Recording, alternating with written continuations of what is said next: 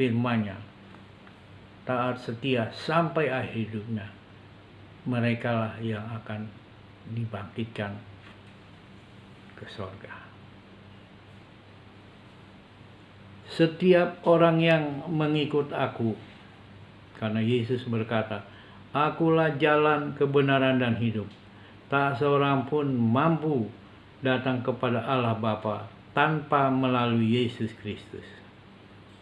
Itu dikatakan dalam Yohanes 14 ayat 6. Jadi setiap orang yang mengikut aku, ia harus menyangkal dirinya, memikul salibnya setiap hari, lalu ikut Yesus Kristus. Menyangkal dirinya artinya mengosongkan dirinya, bahwa menyadari bahwa dia adalah debu, berasal dari debu, ciptaan Tuhan, sehingga ia harus mengosongkan dirinya dari segala statusnya di dunia dan hanya merendahkan diri di hadapan Tuhan. Jadi bersandar berorientasi penuh kepada Tuhan Allah Bapa.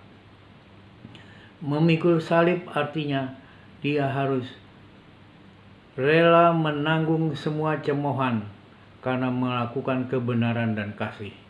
Rela menanggung semua cercaan karena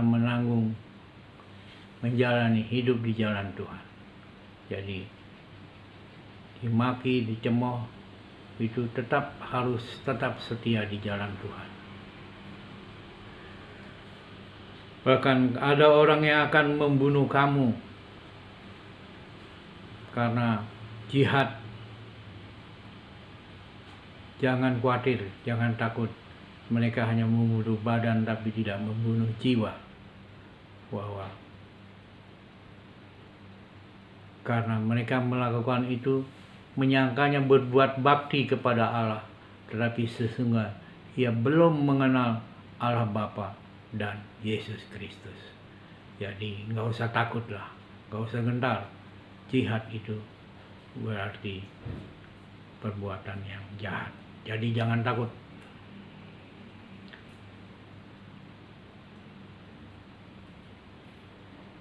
Yang ketiga, Yesus dilantik sebagai Raja dan Imam.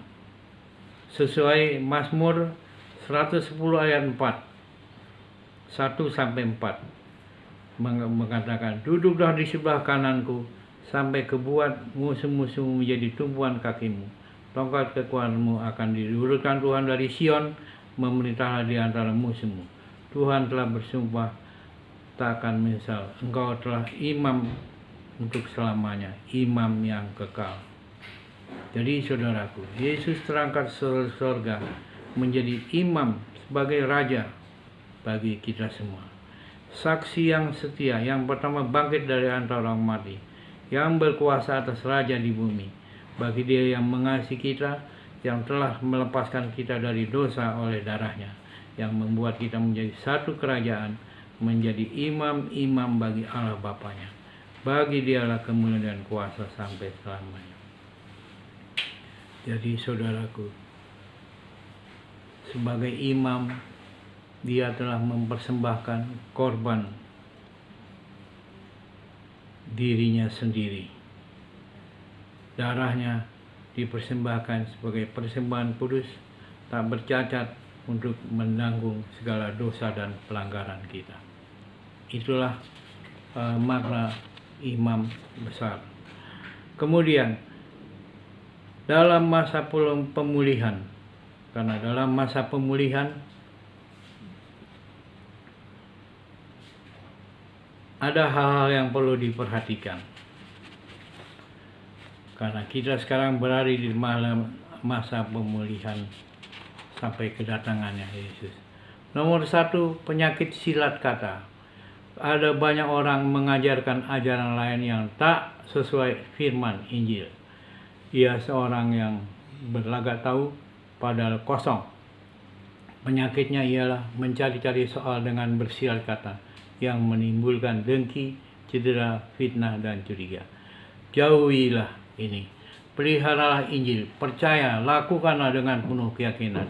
Hindari omong kosong, tak suci, perdebatan yang berasal dari pengetahuan, sebab pengajarnya telah menyimpang dari iman.